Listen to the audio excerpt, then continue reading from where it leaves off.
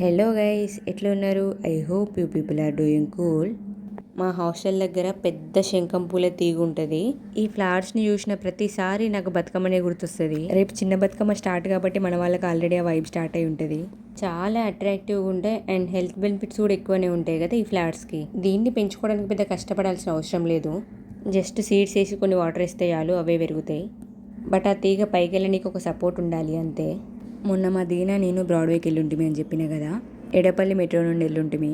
Weekend కాబట్టి పుష్కరాలకు వచ్చినట్టు మస్తు మంది జనాలు ఉండే. ఈ metro station Lulu mall connect అయి ఉంటుంది కాబట్టి ఇంకా చాలా పబ్లిక్ అనిపించినారు.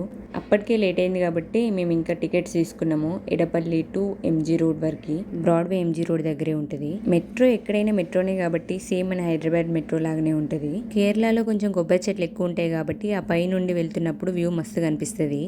ఇక్కడ టెంపుల్ కూడా చూడొచ్చు మీరు. చలో భాయ్, విర్మలింగే, please do subscribe to our channel Telugu Kutti from Kerala.